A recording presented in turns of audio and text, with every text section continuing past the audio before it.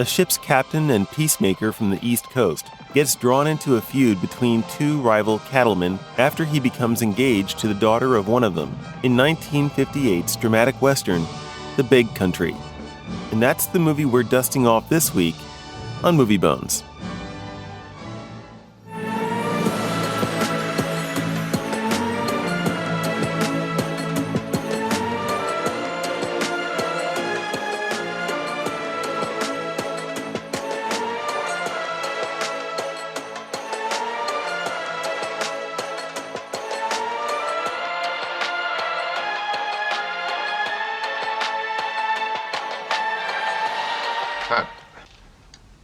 Didn't you tell the Major that there was no real trouble yesterday until you reached for that rifle? No, I don't think it would have made any difference. You can tell him if you want to. You don't mean that you're actually going to go out and shoot somebody because of what happened yesterday? No, just teach him a little lesson. Major, I don't want to be the cause of any further trouble.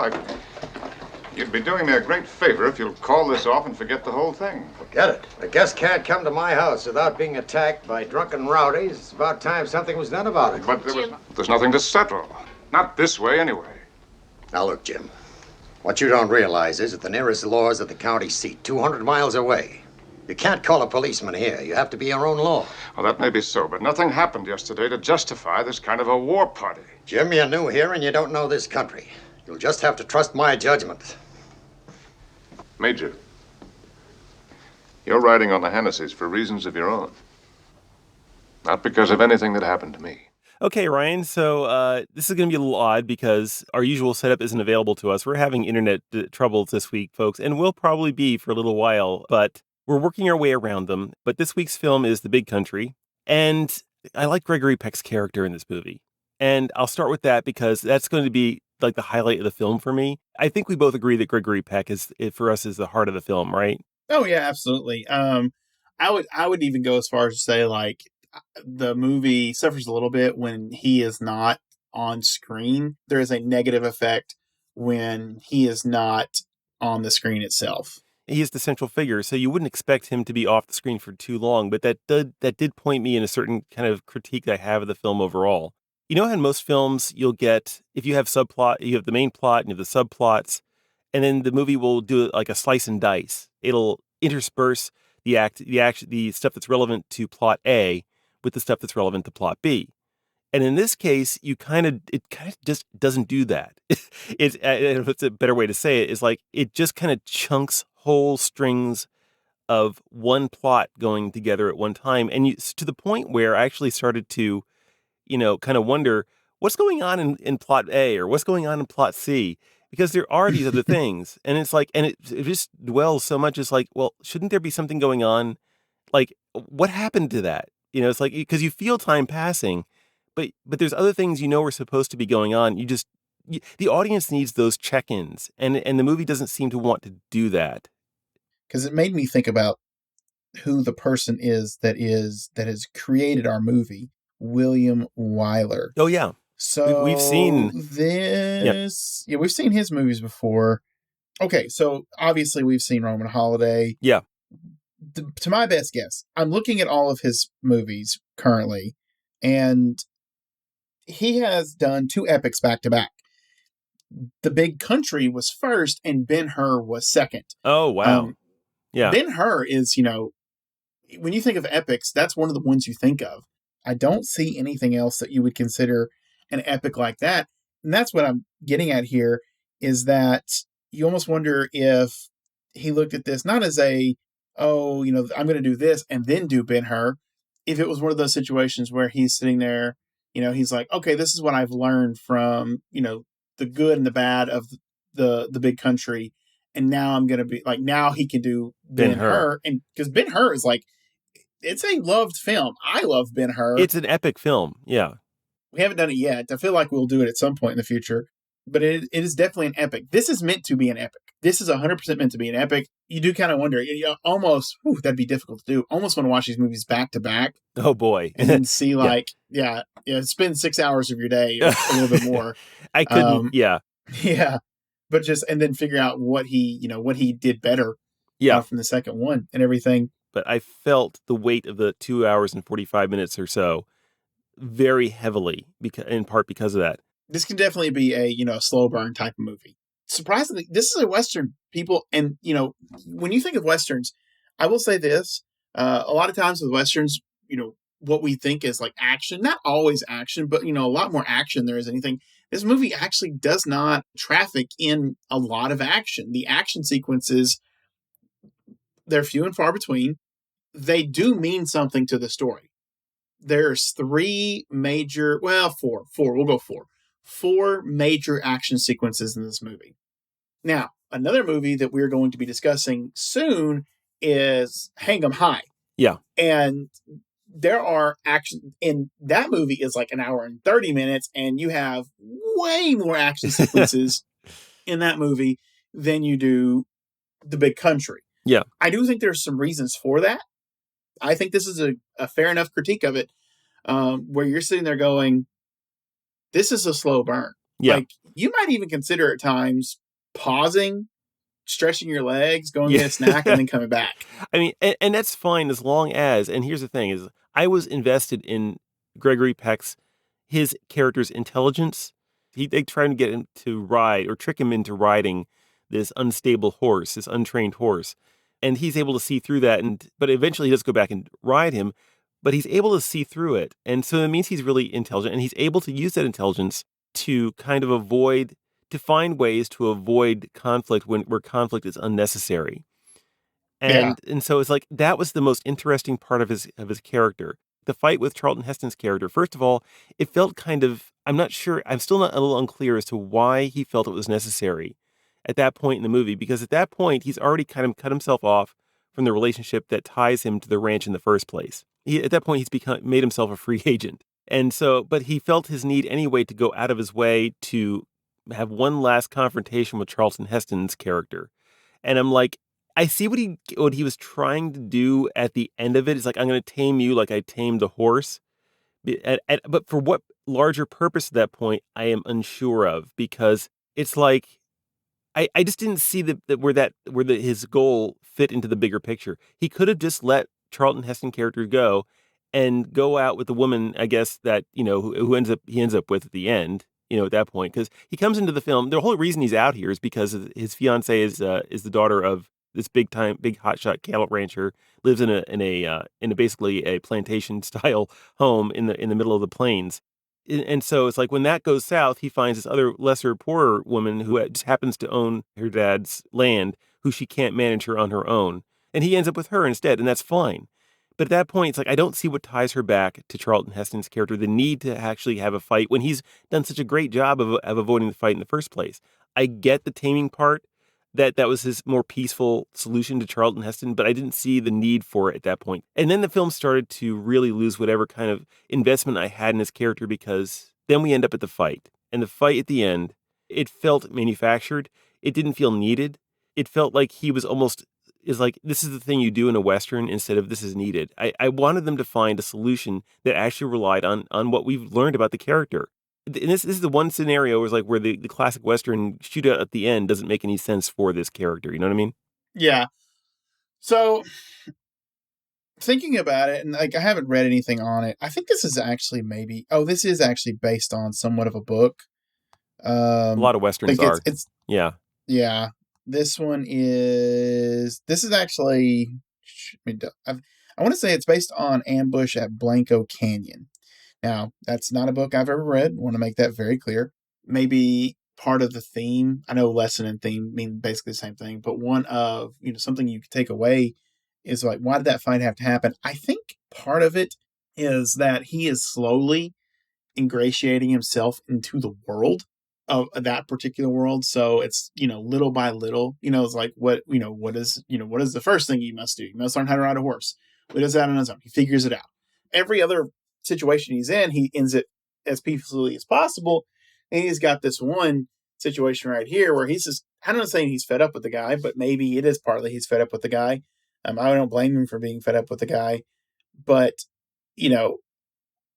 I think maybe with that same, just kind of thinking that same thing in Westerns, what do men do in Westerns? They fight. They fight for the honor of their women, and they fight for the honor of themselves. And he also didn't want it to be like a big spectacle. That's something he's still kind of adverse against, is making things just this big spectacle. Yeah. So he calls him out and he's like, all right, let's fight. If you want to really do this, let's do this.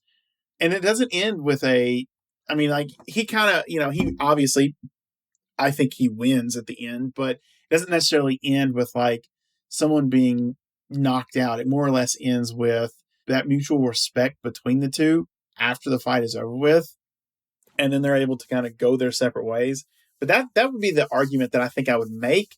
Again, I don't know how strong I feel about that argument, but that's probably the argument that I would make, is that he's slowly kind of bringing himself into the world. What's the next thing he does? Well, the next thing he does is he buys land. And, he buys a chunk of land. And then the last thing he does, kinda, even though you don't see it in the movie, but it is alluding to the fact that this is going to happen. The last thing he does is he's going to marry a good woman. You've got all four aspects of being a Western man, being a cowboy, Yeah. a rancher, however you want to look at it. Or he's tamed animals, he's tamed men, he's tamed nature, and now I know this is going to sound wrong, but now he's also tamed, love, or tamed woman. Oh, good grief. And everything. Look, what you just laid out is a very valid and strictly speaking, a coherent analysis of the film that actually makes more sense of it to me. It doesn't make it better for me because I think and I'll get to that too. It's like, where does this kind of storytelling fit in with the larger purpose of storytelling? Because the larger purpose is to reveal some greater truth. I think at the heart of it, there are movies like this that kind of show man, it's his job to master, to tame.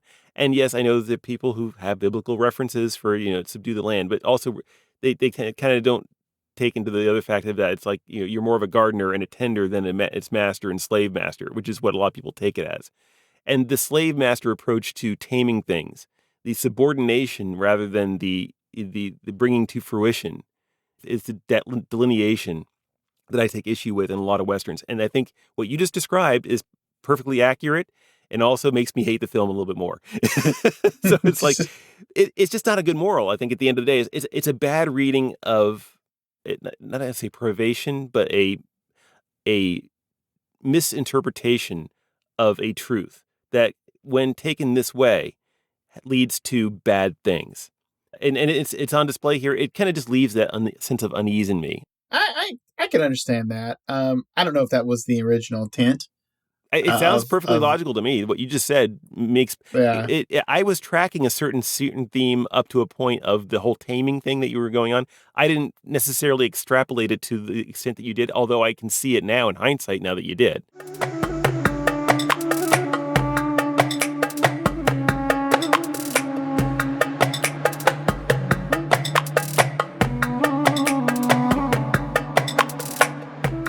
Okay, he's almost this perfect character in that he doesn't have many faults to him, and he's really good at stuff, but he's also the introduction we have into the Western world. Yeah, the movie version of it does kind of make it easier for him to be virtuous at times. Like the gunfight at the end, for example.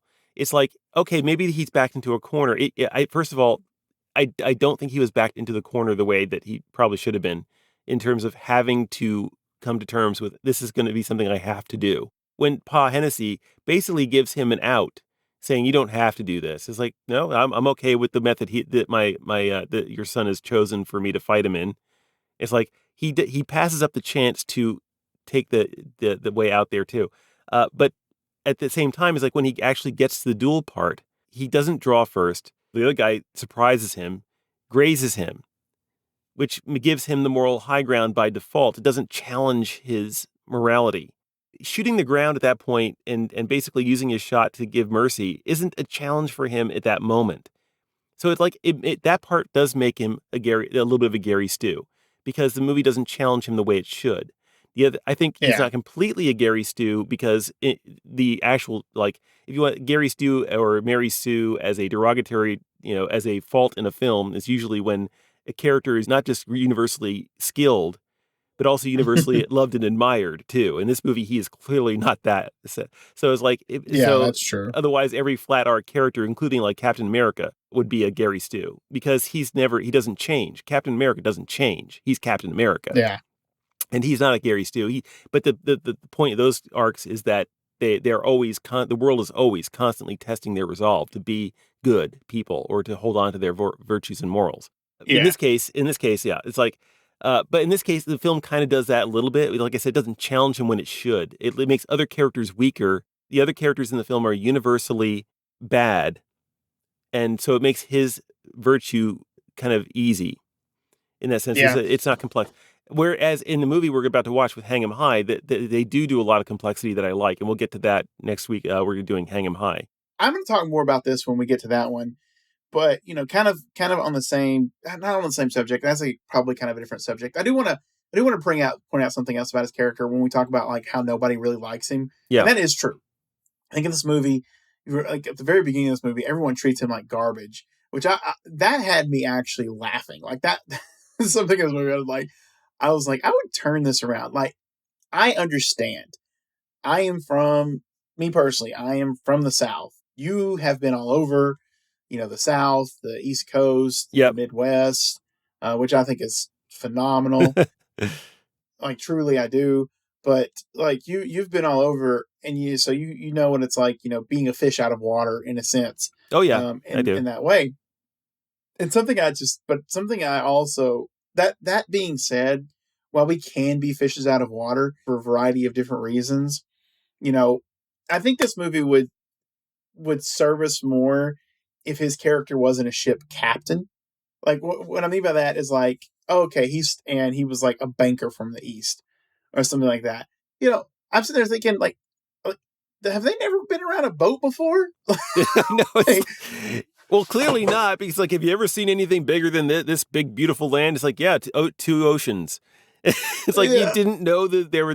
Look, I know about being isolated. I know I know the tropes about being isolated and being kind of like walled off from the rest of the world. You're just kind of in your own little bubble. But have you never heard of these two things called the Pacific and the Atlantic? He has done what we would all agree upon is and I'm putting this in quotation marks. I want to make that clear. But, this is a respectable job. It truly is difficult to sit there and listen to them, kind of dog on him. And it's not that. The other thing is, too, in that is that he makes it very clear. He didn't just start out. Like, he wasn't some rich kid whose parent bought him a seat at the captain's table that made him a captain. No, he worked his way. He started out. He worked his way up. And again, you're like, okay, so he did the grunt work. He was basically the stable boy. That's what he is. He's a stable boy. He had to clean up, he had to clean up all the poop. He had to swab the decks. He had to do all of that. And then he eventually became that. He started out in the barn, and eventually he made his way to being the rancher for the place.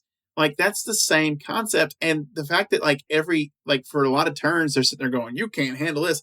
It's like, again, like you've already pointed out, that dude was on the seas. Yeah. And yes, I respect what horses are. I want to make that very clear. But I'm going to say it again. That dude was on the seas. He's on the freaking seas, you man. don't think we're right there at steam, okay? So maybe some metal on the boats. Probably not a lot on every single boat. So, I mean, he's really when he fights those things, he's really fighting those things. Yeah. Talking about the oceans. I don't care if I've never seen the ocean. Like, you have enough education out there, especially if you have more money, her dad did. Oh yeah, yeah. It's like his job was respectable. Like, he's not just some pushover. He's a respectable person. But what I'm saying is, like, in this particular instance, when we're talking about what does it mean to be a man, and hear the sarcasm in my voice, good people. He's got an honest job. He's got an honest job. He has done what it takes to be a man, in that sense, in a different place. It's just in a different place. Yeah. That's it. That's it. I was willing to just take it on face value for a while. That it's like the reason it's like I don't need to see all the particulars of why they're together necessarily. Except later on, as the story progresses, she's portrayed as this very kind of superficial woman and it's like, didn't you have any opportunity? What is it you saw in Gregory Peck's character that attracted you to him? It's like the moment he gets to express any kind of virtue, actual virtue, you're like, no, pull back. This is not the kind of, it's like, that's not virtue, that's cowardice. It's like, well, what attracted you to the man? Is it just he's Gregory Peck? Well, naturally, she's attracted to Gregory Peck because what woman isn't attracted to Gregory Peck? If I had to rewrite some of the parts of this movie, Paul Hennessy's a character that I would have rewritten I think just a so. little bit. Yeah. Because that was probably my only thing in this movie that I wasn't a super fan of is his particular ending, because he comes across as like, I don't know, mentor characters usually die, but he doesn't come across as a mentor character. In my opinion, he's a very noble person. Honestly, like I really liked his character throughout the movie. You understand his motives. You understand why he's doing what he's doing. Now, he does lament, and I do like this. And another thing I like about this character a whole lot, he laments. He's like, this has been going on for way too long. And this is something that, especially at the very end there, he's like, this is not something that other people should be dealing with. This is a situation between you and I. And he's talking about Terrell Yeah. and everything. I just hate the fact, spoiler, incoming, 5, 4, 3, 2, 1. I hate the fact that he dies too. Not only dies, but dies in it as a speck on the screen, because they did it from afar. Like this movie loves its like establishing shots so much that it even takes it puts establishing shots in places where you would actually want to be up close to get emotionally close to the character, and so you don't even see his death from anything but as a speck as an ant. And I'm like, that's stupid. Winding back just a moment because I need to talk a little bit more about Julie's character for a moment. Her attempted self-sacrifice in terms of like she's willing to stay with the bad guy so that the man she loves doesn't have to die. And it's like at that point we've established that the whole motive or why she's there isn't to have her stay with the bad son. The dad doesn't want to see at this point, knows that her son that she was never fond of of his son.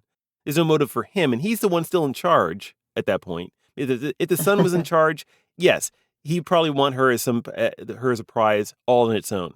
But because that's not the case, her trying to sacrifice herself by giving herself to the son and willing to be staying. I really do like this sleazoid. It's like, which nobody believes, not even the dad believes it.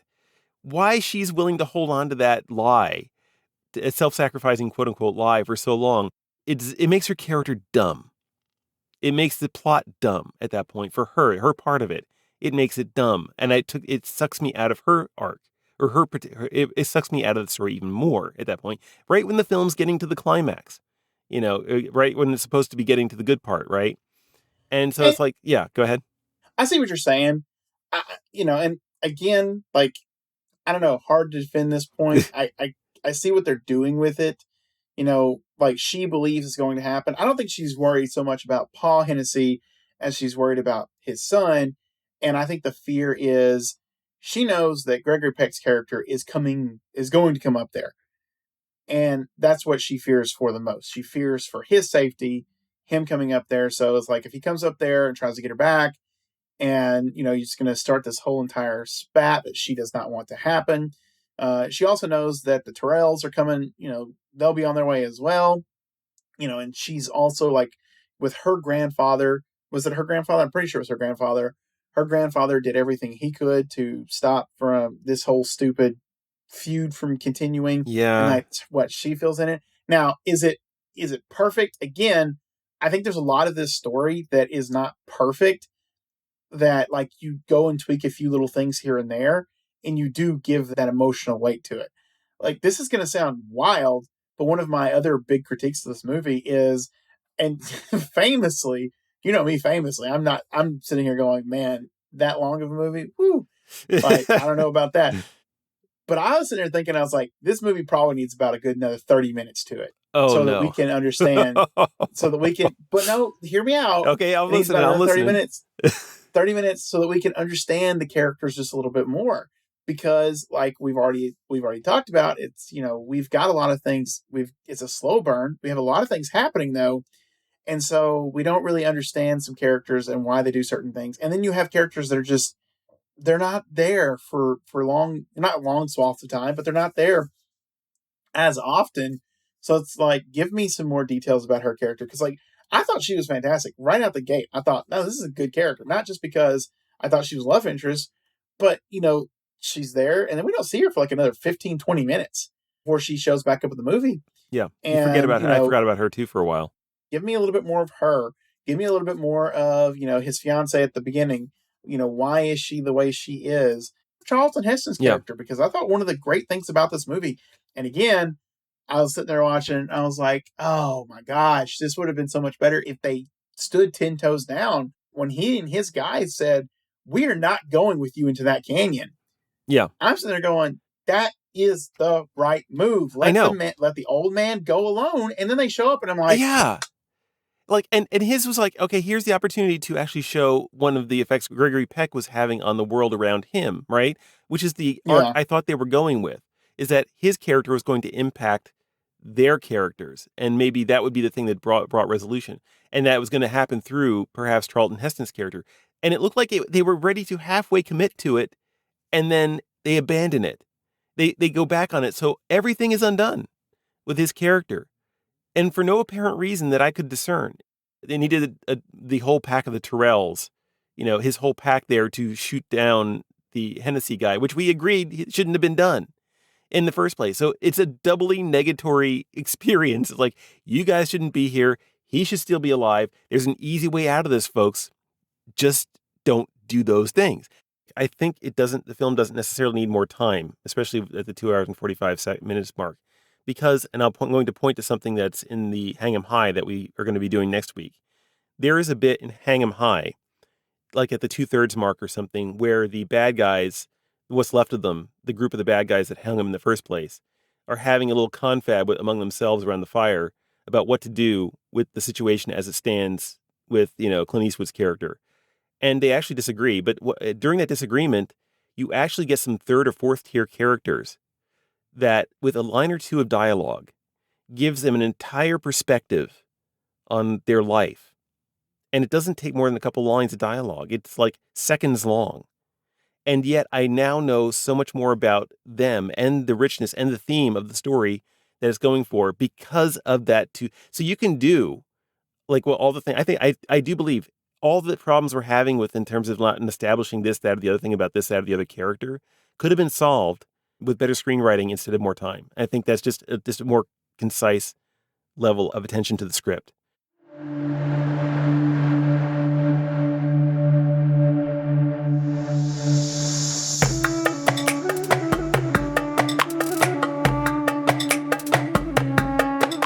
So late on the folks, Ryan, what's your final verdict here? Okay, so here's my thing. I think this movie's far from perfect, but I actually do think there's a lot about this movie that I really like. I really like the fact that it's an epic. I like a lot of the characters in this movie. Specifically, I want to make this clear. Specifically, Gregory Peck's character. He does kind of subvert this idea of what it means to be a cowboy. I really like that. His character does not participate in a lot of violence. You're thinking of these other westerns. Oftentimes, you're thinking of the violence that they perpetuate, and it's moral. It's like always morally high violence, and he goes away from that. Like, he purposely goes away from that.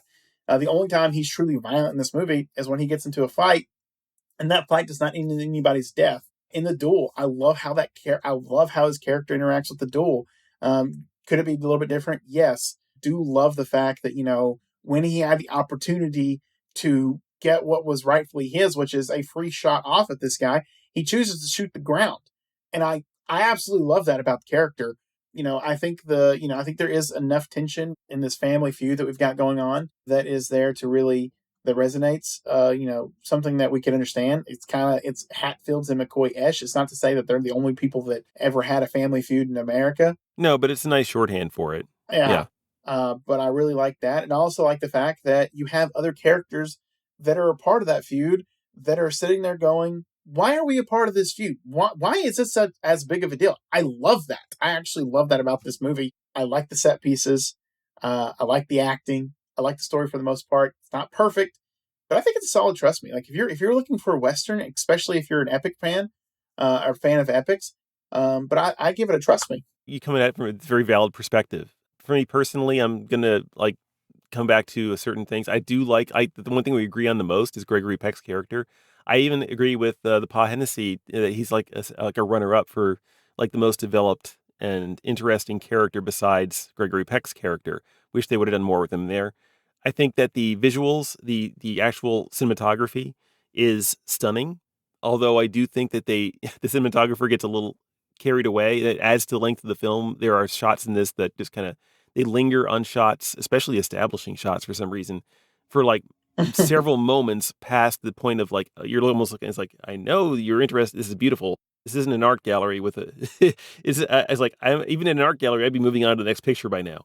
So it's like I think the cinematography, while stunning, is a little too self infatuated. The music on its own is good. I would say that it's a classic Western type stuff, and it even has a little bit of distinction to it. I would add, although I do think it's misappropriated at times. There's a scene where Charlton Heston is glowering, sternly glowering at Gregory Peck's character on a porch, and the music is all triumphant. It's like I'm not sure I get the use of it here, and there's a number of those instances. So good in its own, just like the cinematography, but just misapplied so on the technical level, I'd say it's a mixed bag. Then on the story front, it's like already said, it's like I have some major issues with the way that it proceeded to from the point where it's like after the Charlton Heston and Gregory Peck fist fight, it's like from there afterwards, it kind of started to deflate whatever interest I had. And the interest I had was, not insubstantial. But it just started to deflate all the way through the end. A lot of it was structural. Some of it was just character choices kind of deflate the characters for me. It made it easy on Gregory Peck's character too much, especially in the final conflict, because I never felt like his major challenge was restraint. That was always his strong suit. So if you give him a chance to opt out of the fight, well, sure, without shooting someone, it's like, well, sure, that's what he would have done in the beginning, and so it's like there's no real test there. There's all kinds of stuff, little bits in there. So I'm going to come down actually on the other end of the spectrum.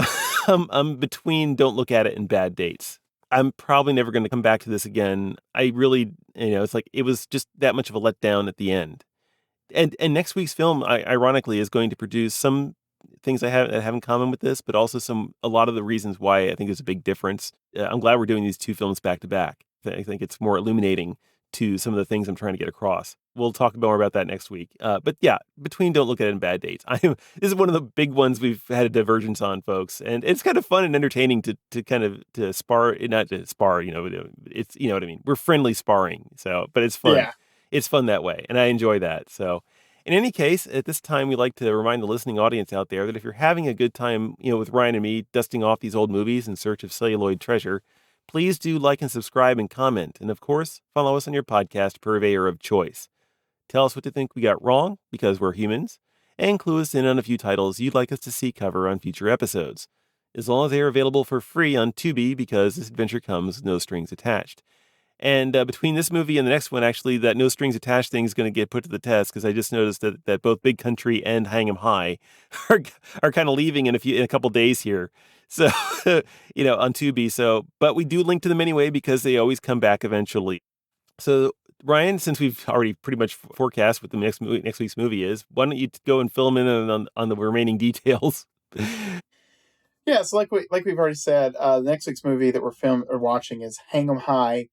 This stars Clint Eastwood, Inger Stevens, Ed Begley, and Pat Hingle. It's directed by Ted Post. This is what Tubi says. After narrowly escaping death, a man mistaken for a killer takes the job of deputy marshal to bring justice to the men who did him wrong.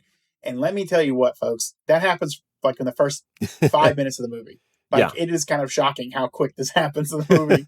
You're like, all right, we're going. Yeah. But we want you to join us next week for Hang 'em High. It is one of the reasons why he's part of this movie is because of his success with the Dollar Trilogy. So there's something to take away from that as well. And we'll talk more about westerns next week. I have some things I think I missed about westerns today, so I can't wait to be able to share that with the audience next week. Yeah. And I'm looking forward to, because there's some perspective things about the end, about that movie that I'd like to delve into just from an understanding perspective more, because the ending is interesting there.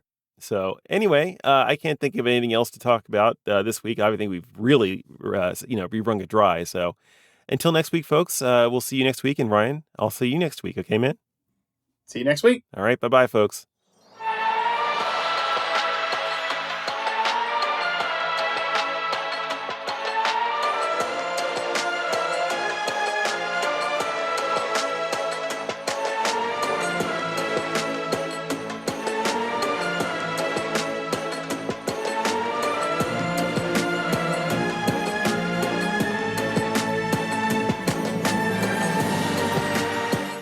want me, Pa?